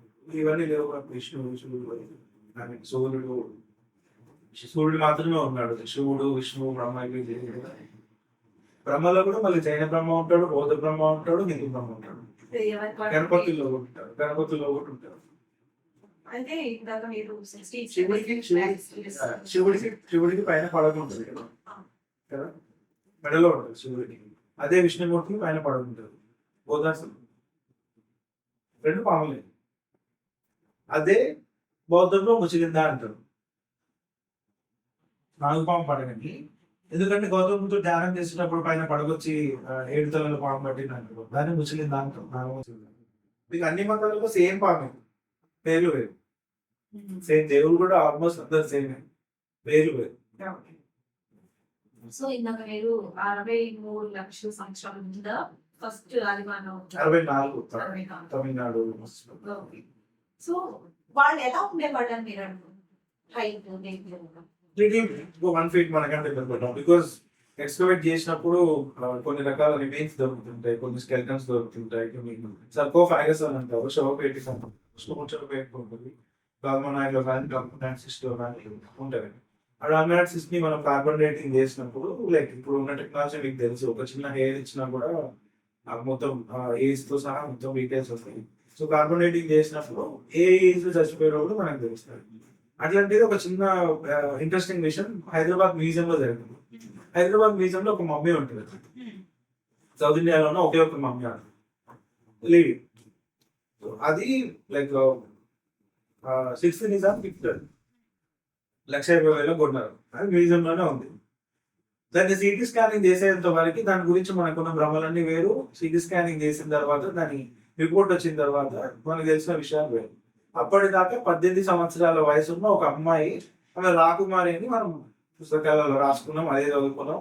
అక్కడికి వచ్చిన వాళ్ళందరికీ అదే చెప్పి లాస్ట్ 5 years బ్యాక్ దానికి మొత్తం లోపల పురుగులు వచ్చి పాడైపోతుందన్న పరిస్థితి చూసినప్పుడు డిపార్ట్మెంట్ ఆఫ్ ఆర్కియాలజీ వాళ్ళు మొత్తం దాన్ని కెమికల్ వాష్ చేసి క్లీనింగ్ చేసి దాన్ని ప్రాపర్ సిటీ స్కానింగ్ చేయించడం కోసం ఎంఆర్ఐ స్కానింగ్ అవన్నీ చేయించారు. ఒక మనిషికి చేయించారు. చేయించినప్పుడు తెలిసిన విషయం ఏంటంటే 18 సంవత్సరాల వయసు కాదు, 25 సంవత్సరాల వయసు అనేది తెలిసింది. 18 సంవత్సరాలు కాదు, 25 సంవత్సరాల వయసు అనేది తెలిసింది. అండ్ చనిపోయినప్పుడు ఆమె స్కెల్టన్ పగిలింది. సో ఇప్పుడు పవన్ కళ్యాణ్ గారి సినిమా వస్తుంది బిఫోర్ కన్క్లూషన్ అదొకటి చెప్పండి. Harihara Veeramallu. So Harihara Veeramallu belongs to like Karnataka సంబంధించిన స్టోరీ, విజయనగర డైనాసిటీకి సంబంధించింది. అండ్ ఇంట్రెస్టింగ్ దానికి కూడా తెలంగాణతో సంబంధం ఏంటంటే విజయనగర డైనాసిటీ ఎస్టాబ్లిష్ అవ్వడానికి కారణంగా ఒక రకంగా కాకతీయ డైనాసిటీ క్లోజ్ అవ్వడం. ఎందుకంటే అప్పటిదాకా తెలుగు మాట్లాడే వాళ్ళందరినీ ఒకే తాటికి తీసుకొచ్చి పరిపాలించింది కాకతీయ. కాకతీయ సామ్రాజ్యం 1323లో ఎండ్ అయిపోయిన తర్వాత ప్రతాపరుద్రుడి కాలంలో ప్రతాపరుద్రుడికి మంత్రి ఒక ఆయన ప్రైమ్ మినిస్టర్, ఆయన పేరు విద్యారణ్య. ఆయన వరంగల్ నుంచి వలస వెళ్ళి డైనాసిటీ అంతా క్లోజ్ అయిపోయింది కాబట్టి వరంగల్ నుంచి వలస వెళ్ళి తుంగభద్ర నది దగ్గర ఉండేవాళ్ళు, ఆశ్రమంలో ఉండేవాళ్ళు పీఠం. అక్కడికి 2 వ్యక్తులు వచ్చారు ఆయన గవర్నమెంట్. వాళ్ళని చూసి ఈయన వాళ్ళని ఎంకరేజ్ చేసి వీళ్ళని డైనాసిటీ ఎస్టాబ్లిష్ చేసుకుని మీరు రాజులో బట్టి మీరు సంగమ వంశానికి సంబంధించిన వాళ్ళు వాళ్ళని. ఆయన పేరు హరిహర రాయలు బుక్కరాయలు. వాళ్ళని రూల్ చేయమని చెప్పారు. అది అట్లాగా ఏ క్యాస్ట్ వాళ్ళైనా తీసేస్తున్నారు. ఒక సామ్రాజ్యాన్ని ఏర్పరచుకోవాలంటే they don't need to be Kshatriyas. ఒక ఇంట్రెస్టింగ్ విషయం చెప్తాను. ఒకవేళ non Kshatriya person whoever it may be ఒకవేళ రాయల్టీ తీసుకోవాల్సి వచ్చి వాళ్ళ ధైర్యాన్ని చూసో, సాహసాన్ని చూసో, పరాక్రమాన్ని చూసో వాళ్ళ సుపీరియర్స్ ఒక ఏరియా నుంచి రూల్ చేసుకోమన్నారు. అప్పుడు వాళ్ళు according to the so called Hindu మనకి ఆ క్షత్రియ ఉండాలని వాళ్ళు ఆ రూల్ ప్రకారం క్షత్రియ అయి ఉండాలి. కానీ ప్రతిదానికో రెమెడీ ఉంటుంది కదా, దీనికో రెమెడీ ఉంది. ఆ రెమెడీ ఏంటంటే ఒక యాగం చేస్తారు. యాగం 2 రోజులు జరుగుతుంది. ఆ యాగం జరిగిన 2వ రోజు సాయంత్రం పూర్ణాహుతి అని అంటారు. అది పూర్తయిన తర్వాత యాగకర్తకు సంబంధించిన ఫ్యామిలీ మొత్తం క్షత్రియులు అయిపోతుంది. ఓకే, సేమ్ గా ఇక్కడ వనపర్తి సంస్థానంలో కూడా గదమ వాళ్ళు క్షత్రియులు. అట్లా జరుగుతుంది. అందరు అంటే ఎవరైనా ఈవెన్ ఛత్రపతి శివాజీ గురించి మనం చెప్తాం. ఆయనకి తిలకధారణ చేయడానికి బ్రాహ్మణుడు తీసుకొచ్చి ఆయనతో బంగారం ఇస్త్రీ కానీ చేయలేదు, అది కూడా లెఫ్ట్ హ్యాండ్ తో తిలకం పెట్టుకున్నది. ఇట్లాంటివి జరిగి దానికి మంచి ప్లేస్ ని ఎన్నుకోవడం కోసం అని చెప్పి చెప్పారు. ఎక్కడైతే కుందేలు వేట కుక్కలను తరుగుతాయో ఆ జాగాలో మీరు క్యాపిటల్ టౌన్ కట్టమని చెప్పారు. ఆ ప్లేస్ హంపి. సో అట్లా రూల్ చేస్తున్న సమయంలో సేమ్ కాకతీయ సామ్రాజ్యం ఎంత అయిపోయిన తర్వాత ఢిల్లీ సుల్తాన్ల మీద వరుసగా అటాక్స్ జరుగుతున్నాయి. అటాక్స్ జరుగుతున్న సమయంలో ఒక 200 సంవత్సరాల పాటు అప్రతిహతంగా జరిగిన హిందూ సనాతన పాలన ఏదైతే ఉందో అది క్లోజ్ అయ్యే సమయంలో హరిహర రాయలు బుక్క రాయలకి తోడుగా ఈయన హరిహర వీరమల్లు అనే ఆయన వాళ్ళకి అగైనెస్ట్ గా పోరాడి దాంట్లో విజయం సాధించి ఆ పర్టికులర్ విజయనగర డైనాసిటీని అప్పుడు తుర్వవంశ పాలనలో ఉంది. శ్రీకృష్ణదేవరాయలు రూల్ అయిపోయిన కొద్ది కాలం తర్వాత ఆ రూల్ టైంలో ఆ రాజ్యాన్ని కాపాడాడు. కాబట్టి అదొక వారియర్ స్టోరీగా మనం చెప్తాం, ఒక వీరుడు స్టోరీ. బట్ జెన్యున్లీ సినిమాలో ఈ స్టోరీ ఉంటుందా ఇంకేదైనా మార్పులు ఉంటాయా అనేది తెలియదు. బికాస్ మీకు ఏ మైథాలజీ ఏ హిస్టారికల్ సినిమా చూసినా కూడా రెఫరెన్స్ మెయిన్ థీమ్ గా తీసుకొని మీకు, ఎందుకంటే చరిత్రలో ఉండేటువంటి ఒక పర్టికులర్ డ్రాబ్యాక్ ఏంటంటే exact information you can't get anywhere. So you need to write something మీ మనసుకి నచ్చింది మీకు ఇది కరెక్ట్ అనిపించింది రాసుకోవాల్సి ఉంటుంది. ఎగ్జాక్ట్ విషయాలు దొరకనప్పుడు కొన్నిసార్లు కల్పితం మాత్రమే నడుస్తుంటది. రుద్రుందేవి విషయంలో చాలా అట్లనే జరుగుతున్నాయి, గోడవెన్నారెడ్డి విషయంలో జరుగుతాయి. సో ఇట్లాంటి క్రమంలో హరిహర వీరమల్లు స్టోరీ అది నిజంగా అక్కడి హరిహర వీరమల్లు స్టోరీయా ఆయన రెఫరెన్స్ తీసుకొని 1-2 జీవితంలో జరిగిన ముఖ్య ఘట్టాలను తీసుకొని మిగతా చేస్తున్నాం అనేది చూడాలి. సో బిఫోర్ ర్యాపింగ్ అప్ ఒక గూస్ బంప్స్ వచ్చేలాంటి కాన్సెప్ట్ ఏదైనా అంటే బేసికల్లీ తెలంగాణ సకల కళల ఖజానా. You name a art form, వాళ్ళు ఇక్కడ ఉంటారు. దాని తర్వాత యు నేమ్ ఏ గాడ్, అక్కడ విగ్రహాలు దొరుకుతాయి. దేశంలో ఎక్కడ లేని మత్స్యవల్లభ విగ్రహం 2 ప్లేస్లలో ఉంటుంది, అది తెలంగాణలో ఉంటుంది. బ్రహ్మదేవుడి విగ్రహాలు 3 ఇక్కడనే దొరికినాయి. అమ్మదేవత విగ్రహాలు ఇక్కడే దొరికినాయి. 12 రకాల మెగాలిథిక్ బరియల్స్ ఇక్కడే దొరికినాయి. 3500 సంవత్సరాల క్రితం నాటి అబ్జర్వేటరీ ఇక్కడే ఉంది. తెలంగాణలో ఒక పెద్ద రాతి కళకి అంటే రాక్ ఆర్ట్ కి విశ్వవిద్యాలయం అని చెప్పే పాండవులు గుట్టలు ఇక్కడ ఉన్నాయి. బెలుంగుహలు బొర్రాగుహలకి ఏమాత్రం తీసిపోని మైలారం కేవ్స్ ఇక్కడే ఉన్నాయి. రంగురంగులుగా ఎవరో ప్రకృతి క్యాన్వాస్ మీద గీసినట్టు ఆకుపచ్చని రంగుతో పచ్చాని చీరలాగా ఉండేటువంటి చంద్రపేట గుహలు ఇక్కడే ఉన్నాయి. ఈ ప్రజల దాహదార్తికి తీర్చేటువంటి గోదావరి నది ఏదైతే ఉందో ధర్మపురి నుంచి మొదలు పెట్టుకుంటే పర్ణశాల వరకు అనేక రకాల కర్రలకి, అనేక రకాల గిరిజన జాతులకి, అనేక రకాల భాషలకి, అనేక రకాల తెగలకి, అనేక రకాల సంస్కృతులకి నిలయంగా ఉంది. ఆదిమ మానవుల సమాధుల నుంచి మొదలుకుంటే ఇప్పటి వరకు అన్ని రకాల సంస్కృతులకి ఒక నిలయంగా తెలంగాణ రాష్ట్రం విరాజిల్లుతుంది. సో దీంట్లో ముఖ్యంగా అన్ని కాలాలకు సంబంధించి ఉండడం ఇక్కడ విశిష్టత. లైక్ మీరు ముఖ్యంగా రూలింగ్ చూసుకుంటే శాతవాహనం నుంచి మొదలుకుంటే శాతవాహనులు, విష్ణుకుండులు, రాష్ట్రకూటులు, పశ్చిమ చాళుక్యులు, బాదామి చాళుక్యులు, దాని తర్వాత కాకతీయులు, దాని తర్వాత విజయనగర కొంచెం రూల్ ఉంటుంది, దాని తర్వాత ఢిల్లీ సుల్తానేట్స్, దాని తర్వాత కుతుబ్ షాహీలు, దాని తర్వాత అసఫ్ షాహీలు, దాని తర్వాత స్వతంత్రులు.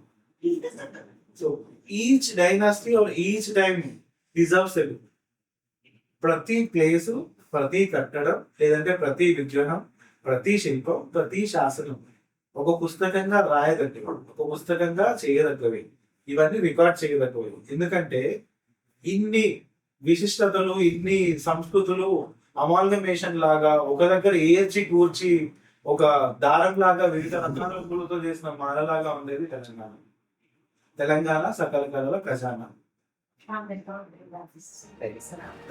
Thank you so much. Thank you.